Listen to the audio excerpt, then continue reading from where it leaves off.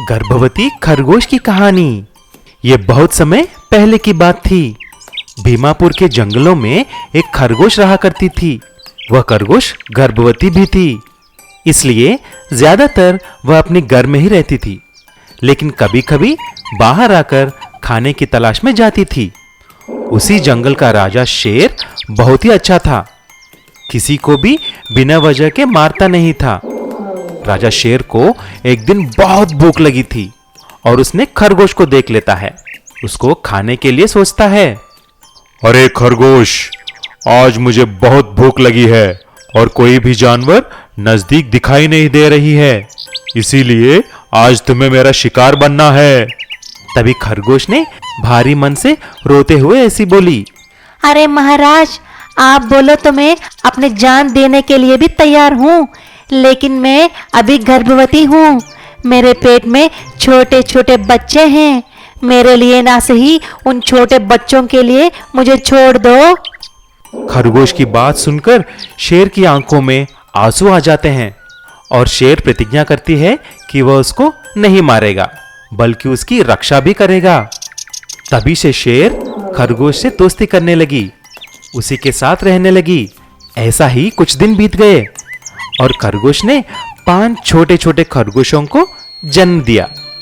एक दिन जब खरगोश और शेर बच्चों के साथ खेल रहे थे, एक दुष्ट चालाक लोमड़ी उनको देख लेता है और मन ही मन में ऐसा सोचता है, खरगोश के बच्चे तो बहुत स्वादिष्ट रहेंगे। मुझे उनको पाने के लिए पहले उस शेर से दोस्ती करनी पड़ेगी। ऐसा सोचकर लोमड़ी शेर के साथ दोस्ती करने लगी। उसको रोज आकर मिलती थी और बहुत सारे बातें भी करती थी। कुछ दिन के बाद जब शेर और खरगोश खाना ढूंढने के लिए बाहर गए, लोमड़ी ने चुपके से खरगोश के घर में जाकर एक बच्चे को उठाकर भागती है। जब दोनों घर पहुंचे, खरगोश ने देखा कि उसकी एक बच्ची गायब है। तभी शेर से जाकर ऐसी बोली, शेर भाई, देखो, जब हम बाहर गए कोई आकर मेरे बच्चे को उठाकर ले गए। तुम उदास मत हो, ये किसी जान पहचान वाले की काम लगता है। मैं कल इधर ही रुककर चुपके से सब देखूंगा कि आखिर बात क्या है। शेर चुपके से सब देख रही थी। कुछ ही देर में उसकी दोस्त की नाटक करने वाली लोमड़ी वहां पर आया और बच्चों को उठाकर भाग रही थी।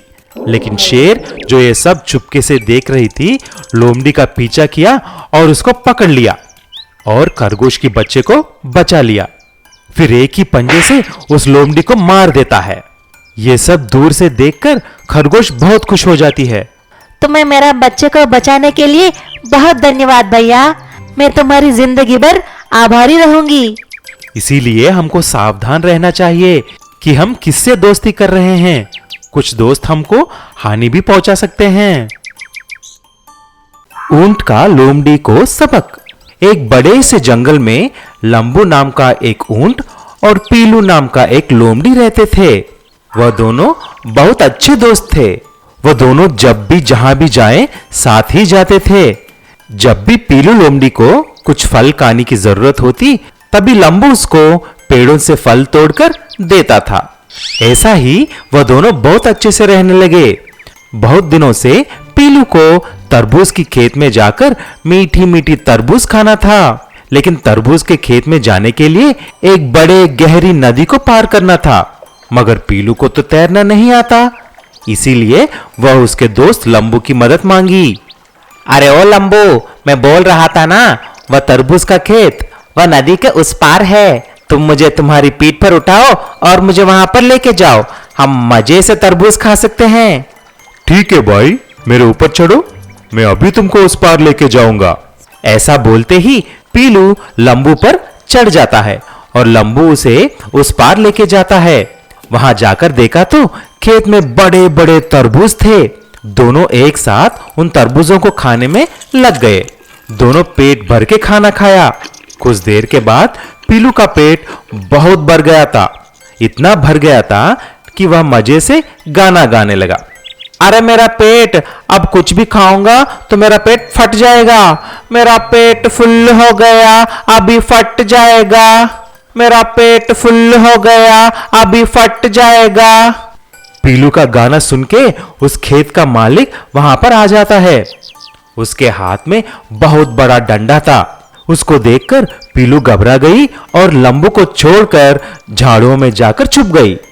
लेकिन लंबू तो बहुत बड़ा था, उसको छुपने की चांस ही नहीं है। ऐसा लंबू एक पेड़ के पीछे छुप जाता है, लेकिन मालिक को साफ दिखाई देता है और मालिक डंडा लेकर उस लंबू को खूब पिटाई करता है। इतना पिटाई करता है कि लंबू का पिछवाड़ा लाल हो जाता है। ये सब पीलू देखकर हंसती है और जब मालिक चला जाता है, पीलू बाहर आता है और हंसते हंसते पूछती है, अरे दोस्त, तुम ठीक हो ना? चलो अभी जल्दी हम नदी के उस पार जाएंगे। तभी लंबू कुछ नहीं बोलता है और पीलू को पीठ पर चढ़ने के लिए बोलती है। जब लंबू पीलू को उठाकर नदी के बीच में पहुंचती है, लंबू रुक जाती है और नदी में डुबकियां मारने लगती है। तभी पीलू ऐसा बोलता है, अरे दोस्त, तुम क्या कर रहे हो? मुझे तैरना नहीं आता, मैं डूब जाऊंगा। पहले चलो चलो यहां से। अरे दोस्त, मुझे खाना खाने के बाद ऐसा करना है, नहीं तो खाना हजम नहीं होगा। लेकिन लंबू ऐसा डूबते डूबते एक बार पूरी तरह से डूब जाती है। तभी पीलू नदी में गिर जाती है और डूब जाती है। अरे बचाओ बचाओ, लंबू भाई, मुझे बचा लो, मुझे बचा लो। फिर लंबू पीलू को उठा लेती है और भागकर नदी के उस पार लेके जाती है। तभी पीलू उसको धन्यवाद किया। सीख, इसीलिए हमको संकट के समय कभी भी हमारे दोस्त को नहीं छोड़ना चाहिए। सोने का उड़ने वाला गधा। रंजनपुर नाम के एक गांव में सूरज करके एक आदमी रहता था। वह उसकी बीवी और बेटे के साथ रहता था। उसका आम का बगीचा था। उस बगीचे में बहुत सारे आम के पेड़ थे। वह बहुत ही स्वादिष्ट थे, क्योंकि सूरज उन पेड़ों पर कभी भी केमिकल्स नहीं डालता था। इसीलिए सूरज के बगीचे में आम बहुत रसीले थे। एक बार उसने देखा कि उसके पेड़ों के आम गायब हो रहे थे। इसीलिए उसने ऐसा सोचा, अरे मेरे पेड़ों में से आम गायब हो रहे हैं, इसीलिए मैं आज रात को आकर निगरानी रखूंगा। जब रात को सूरज एक पेड़ के पीछे छुपकर देखा तो वह हैरान हो जाता है। एक उड़ता हुआ सोने की गधा वहां पर आती है। वहां आके उन आम के पेड़ों में से आम खाने लगती है। ये देखकर सूरज पहले घबरा जाता है, लेकिन कुछ देर के बाद उसके दिमाग में एक विचार आया।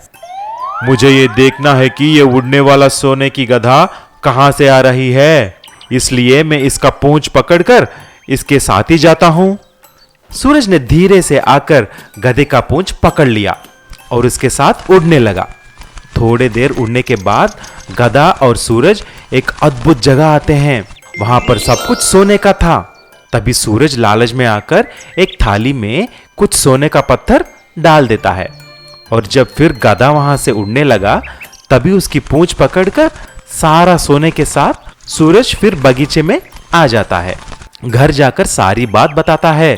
तभी उसकी पत्नी, अरे ये क्या है जी, वहाँ पर इतना सोना है तो हमको फिर से वहाँ पर जाना है ना।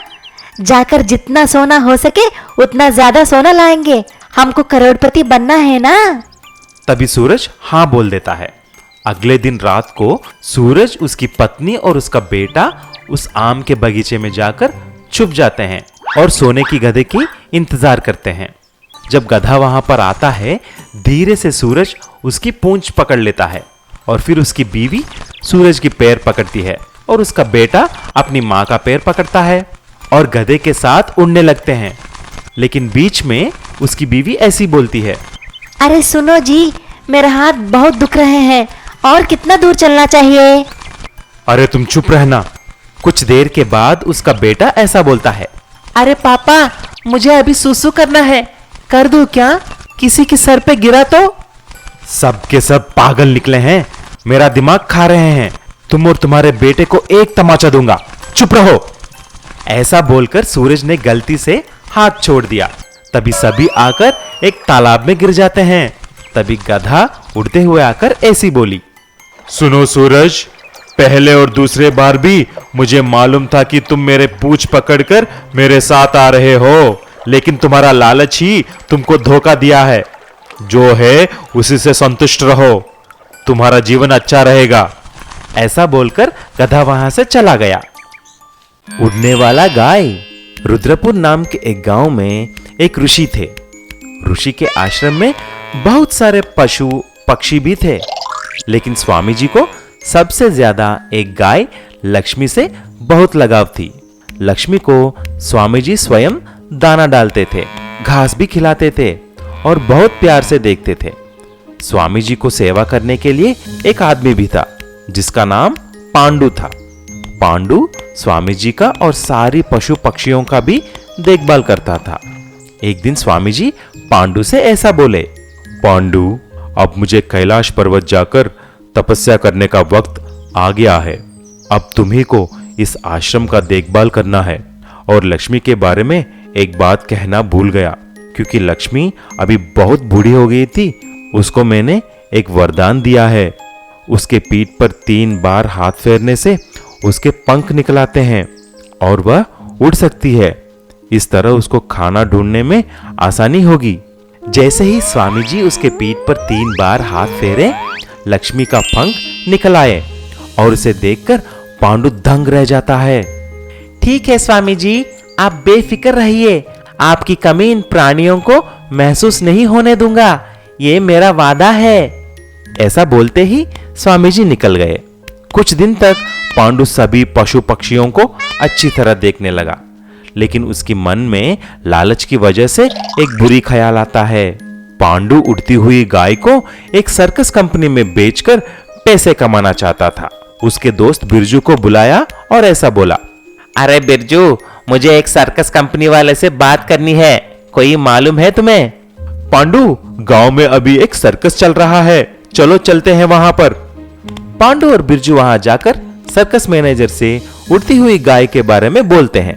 तभी मैनेजर तुरंत उस गाय को लाने के लिए बोलते हैं। तभी पांडु ठीक लक्ष्मी जैसे दिखने वाला गाय को लेकर आश्रम में रखा और लक्ष्मी को लेकर सर्कस मैनेजर के पास लेके आ गया। सर देखिए, उड़ता हुआ गाय। अच्छा, एक बार इसे उड़ने के लिए बोलो। तभी पांडु लक्ष्मी के पीठ पर 3 बार हाथ फेरता है और तुरंत लक्ष्मी के पंख निकल आते हैं। तभी मैनेजर ने पांडु को 1 लाख रुपए भी दिए। ये सारी बात स्वामी जी अपने दिव्य दृष्टि से तपस्या करते हुए देखने लगे और पांडु का नीच बुद्धि पता चल गया। इसीलिए स्वामी जी एक मंत्र पढ़ते हैं। इधर पांडु मैनेजर से ऐसा बोलता है, मैनेजर साहब, एक बार मुझे लक्ष्मी के ऊपर बैठकर उड़ना है, आप भी मेरे साथ चलिए। ऐसा बोलकर पांडु और मैनेजर लक्ष्मी के ऊपर चढ़ गए और लक्ष्मी को उड़ने के लिए बोले। तुरंत लक्ष्मी आसमान के ऊपर उड़ने लगा। कुछ देर के बाद जब पांडु उसे नीचे जाने के लिए बोला, लक्ष्मी नीचे नहीं आया। वह सारा दिन और रात ऐसा ही 3 दिन तक आसमान में ही उड़ता रहा। पांडु और मैनेजर घबराकर चिल्लाने लगे। तभी पांडु स्वामी जी को याद कर प्रार्थना की, हे स्वामी जी, मुझे क्षमा कर दीजिए, मैं लालची होकर ऐसा किया, हमें नीचे उतारिए, हमें आसमान में 3 दिन हो गए हैं, हमें नीचे उतारिए। ऐसा बोलते ही गाय नीचे आ जाती है। पांडु मैनेजर को पैसे वापस कर दिया और फिर लक्ष्मी को लेकर आश्रम चला गया। उसके बाद पांडु लक्ष्मी की अच्छी तरह देखभाल करने लगा।